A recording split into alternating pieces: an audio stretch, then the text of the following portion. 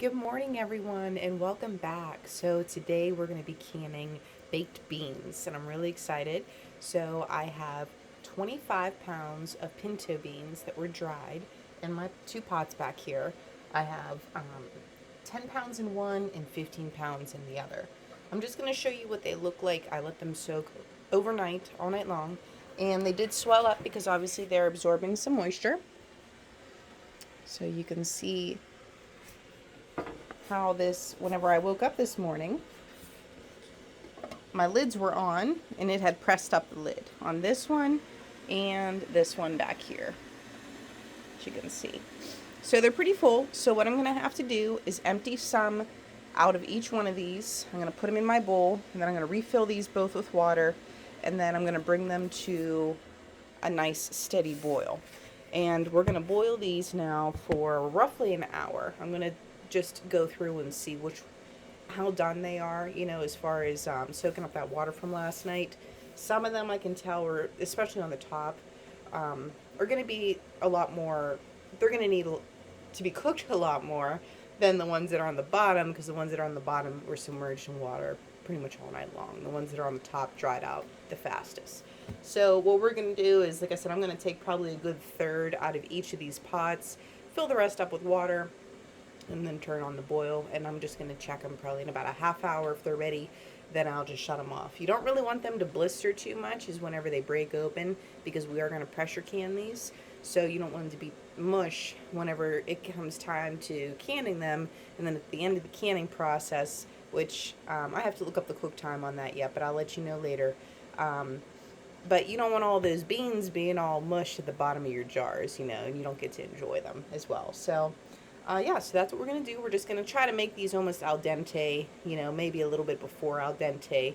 And then I'll bring you back once we are making the sauce, and then I'll show you what we're doing for that. So this is a recipe from another homesteader, and I will leave her name below. Another YouTuber. She's great, and she calls it better than Bush's baked beans. So that's what we're trying today. So I hope you guys come along with me, and I hope you have a wonderful day with me. So I have 25 pounds of beans. Just keep in mind that it probably will close to double that amount whenever you actually soak them and boil them. I have some in my jars. I have some more in the pots down there. Here in my pressure canner, I have some onions sauteing right now for our sauce. And I'm using my pressure canner because it's the largest pot that I have. For my recipe, since it's so large, I'm going to be doing 6 cups of onions. You're just going to see me put all this sauce in here. I'm going to tell you what I'm doing. So 6 cups of onions. You're going to need about roughly 12 quarts of tomato juice. So I'm just using this here. If you have a GFS close by, it's a good place to get those. Once your onions are sauteed, we're just going to pour in our juice and our sauce.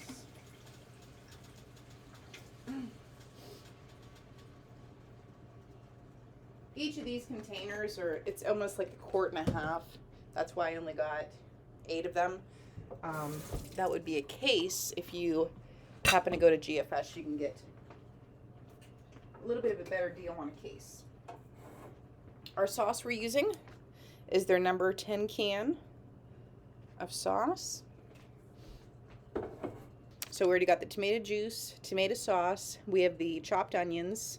We're going to then add brown sugar, molasses, apple cider vinegar, liquid smoke, mustard. You can either use dry or wet mustard, whatever you have. I'm going to be using a Dijon mustard today because that's what I have. That's what I like. And then we're going to be using allspice, salt and pepper, and that's it. So like I said, I'll leave the exact measurements below in the description box. You're just going to be seeing me now make a large quantity of it. So here we go. Recipe calls for between 3 to 4 pounds, and some people are wondering how to calculate that, if you have to either double it or 6x it like I am. Basically, you would take the bean weight. So the original is 3 to 4, round it up to 4 if you want, and then just go by how many pounds of beans that you want to do or that you have on hand. I happen to have 25 pounds, so I just I divided that 25 divided by the 4, and I round up, and that basically gives me my recipe. And then I do that basically for everything down the list of the recipe. So you always want a little bit more sauce if you can. You don't want your beans to be dry. And just remember that your beans are obviously going to produce in size, so possibly even double in size. So yeah, so that's what we're gonna do. We're gonna mix up this sauce now, and then once I have it ladling into my jars, I will bring you back. I will show you over here.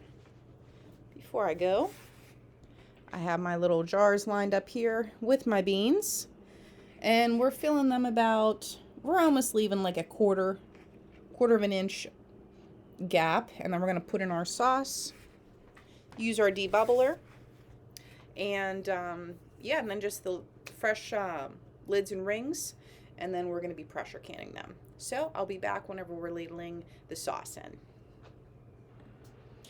Alrighty guys, so sorry I didn't get to film me pouring the sauce into the jars. I just got incredibly busy, and I ended up with a lot of jars. The ones here that are waiting to go into the canner, all of my quarts. And then I already have 20 more in my canner, waiting for my pressure to build. And then I just pulled 20 pints out. They look really, really tasty. If you guys can see that.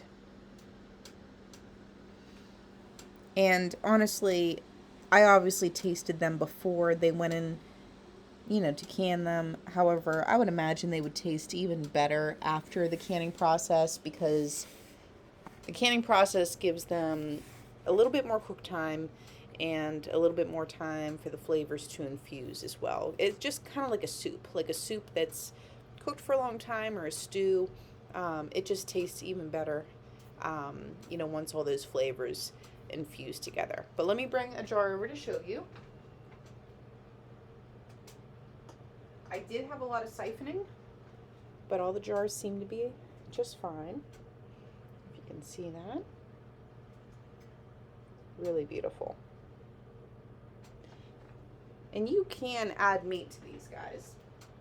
If you want to add, any kind of meat, feel free. Some people do chicken, beef, pork. You could do anything really. You can do that before you can, mix it in with your sauce, basically. Just go into that home food preservation website that I always reference, and just check your cook time, because your cook time is going to be different from mine. So my pints were 11 pounds at 65 minutes, and my quarts are going to be 11 pounds at 75 minutes. So thank you guys so much for watching. Please like, share, and subscribe, and I will see you on the next one. Bye-bye.